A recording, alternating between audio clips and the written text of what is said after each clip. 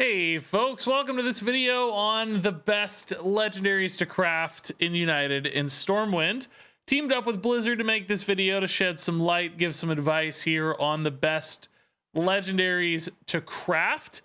And that's what we're going to do. Now, do keep in mind that this video is going to be talking about standard format exclusively, and that you should always craft with caution. There can be balance changes, metas can shift, and cards may not always be good into the future, even if they look good right now. That said, let's go ahead and kick things off here with the best of the best. The cards I'm calling the tier 1 cards to craft. That doesn't necessarily mean they're in tier 1 decks, just the cards that are going to be the most impactful when you craft them. These are either meta defining sort of deck build around cards or really prevalent neutral cards.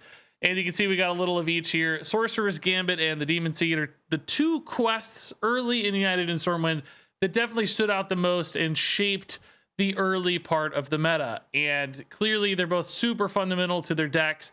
They both remain a part of at least tier 2 decks right now. Mage has lost a little bit of steam. The Demon Seed has moved more towards a Zoo deck, but they both feature prominently in the meta still. And because they're so central and core to those game plans, you like either of those decks, these cards are absolutely fantastic still, and despite losing a little steam and popularity, remain really good. On top of that's Cornelius Rome here, nice neutral legendary that's being played primarily in hand buff Paladin, which is one of the best decks in Hearthstone. Also popping into a variety of faster, more aggro lists as a reload option. Now, I'll issue a warning here already. Cornelius Rome is another card that's actually losing momentum and being cut from a lot of lists, including hand buff Paladin lists. In 2 weeks time, I don't know how many decks are going to be running Rome. Right now he looks like the go-to neutral legendary for this expansion, but I'm not sure that's going to last. And some professional Hearthstone players are talking down to your buddy Rome. So you know, this is this is the 3 best cards right now, but they're all kind of going backwards a little bit. So great options still probably, but just as always, proceed with care. So next up here, we've got what I'm calling the strong meta cards. These are kind of the tier 2 legendary crafting options. And these run a wide gamut, but these are basically some of the quests that are not quite as impactful as Mage or Warlock, but have still seen meta relevance and perhaps even gaining some momentum. We've also just got some other cards that feature in high tier meta decks but aren't necessarily fundamental to them. So just going through these one by one, we've got Command the Elements. There are some Quest Shaman builds slotting into tier 2, and they're using Command the Elements rather nicely as a way to reset Overload crystals off the first reward, not even necessarily using Brewcon too much, but they also get that nice Brewcon backup plan if they need to generate lots of extra damage or value. Lost in the Park for Druids is losing ground, but still a relevant way to just push a bunch of damage. And the more we have combo decks in the meta, the more this is going to succeed, just racing those down with lots of armor and raw pressure. So it was great against Mage and Warlock, for instance. Rogue Quest is just a fine card. There are, you know, a handful of different quest rogues that are the best way to play rogue right now, it seems, and that makes that a nice little card. Varian is being played in hand buff Paladin primarily. I've seen a few other lists try to use him, but he is feeling a little slow. Still good in hand buff Paladin, but again, we might see that deck get faster and faster over time, cutting both Varian and Cornelius Rome as well, so just be careful there. Final Showdown for Demon Hunter is a big part of OTK Demon Hunter, which isn't a deck that's great at lower ranks of play, but the higher ranked you are, the more skilled of a Hearthstone player you are, you might find a lot of success with OTK Demon Hunter. Dark Bishop Benedictus is showing up a lot now in some aggro Shadow Priests, and those are turning out to look really, really good. So keep an eye on Benedictus. He might actually be more like a tier 1 card if I recorded this video in 2 or 3 days. Seems like a very strong option. That's a good deck. And then High Lord Foredragon, another hand buff Paladin card.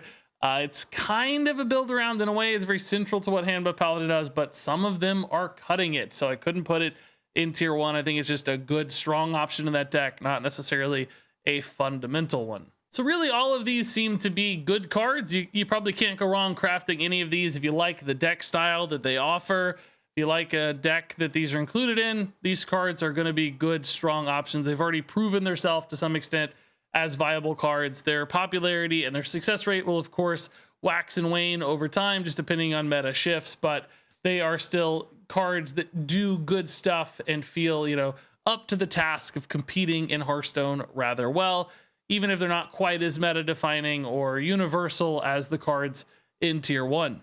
So moving on over here to our tier 3 options. These are what I'm calling fringe meta cards. These are cards that are seeing a little bit of play, but you know, in pet decks, streamer decks, maybe like tier 4 decks that aren't really a big part of the meta, but are still somewhat relevant. So if you absolutely love a play style, or if you have a lot of cards that support these legendaries, you can probably craft these, find a way to play them in a deck, and find some degree of success, even if you're not, you know, climbing like crazy or tearing up the ranked ladder.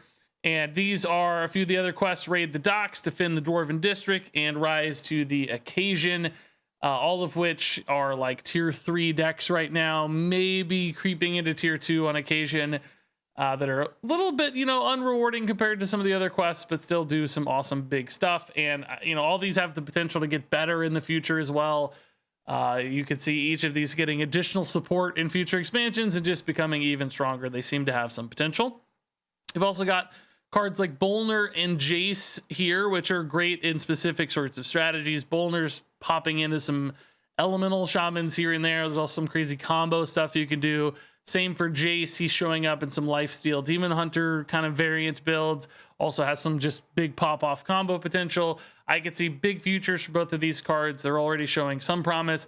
And then finally, a Netheron down there might surprise you. Actually kind of surprised me when I was reading up on the data for this video, but a Netheron is showing up in a handful of different Quest Warlock decks that are just drawing a bunch of cards and using things like an Netheron and Flesh Giant to dump some threats while drawing through their deck. So an Netheron seeing a tiny smidge of play that puts him as a fringe meta card instead of an unplayed non-meta card. So again, all of these are fine cards. They seem like they have some potential, just not quite being utilized to their fullest extent just yet, or not slotting into the meta perfectly.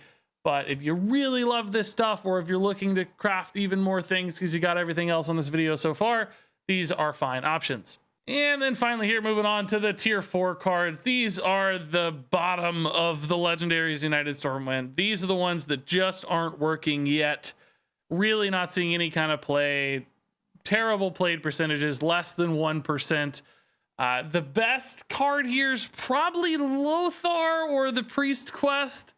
I've seen Lothar and a little bit of Big Warrior. Some people are really trying to make Priest Quest work, but it's very difficult. The win rates are drastically bad. Everything else, it just seems isn't working at all. Auctioneer Jackson, I've never even seen anybody put this in a deck. Sheldus Moontree seems just a little bit too slow for how fast the meta is these days. Same could be said for Grand Magus Antonidas and the Rat King. And Maestra kind of feels more like a meme card than an actual competitive card. It's one of those cards you can toss into a deck without much penalty, but isn't really going to add much, and therefore isn't making many meta lists. So do these have eventual potential? I mean, sure, you know, they're cards. They can be great depending on how meta shift, but so far they haven't really proven themselves at all. We don't have a lot of evidence to suggest these are going to be good someday. It's possible. It's just the least likely of all the United and Stormwind cards that we've seen so far. So absolutely save these until the end of your crafting. You don't really need to force yourself into these. Have some fun experimenting if you happen to own one, but do not go out of your way to craft these. Save them for last. And there you go. Those are my different tiers for legendaries in United and Stormwind. I'll issue one more reminder for these top 3. These are very impactful, very significant cards, but I do think they're losing momentum, and there are some great tier 2 options. So the line between tier 1 and tier 2 might not be as distinct as you might think. Basically, all of these are great options depending on what you like to play, what other cards you might have to support them, what decks they slot into that fit your playstyle and your collection. So you can't really go wrong with tier 1 or tier 2 right now. And tier 3s where there's a pretty notable distinction. These are cards that aren't getting much play just yet. And then tier 4, of course, you can probably avoid these for the foreseeable future. That said, of course, share your thoughts down below. I used some great data from HS Replay to guide my recommendations here, but if you have your own experiences, your own thoughts, we love hearing those in the comments below. All that said, thanks much for watching, and until next time, game on.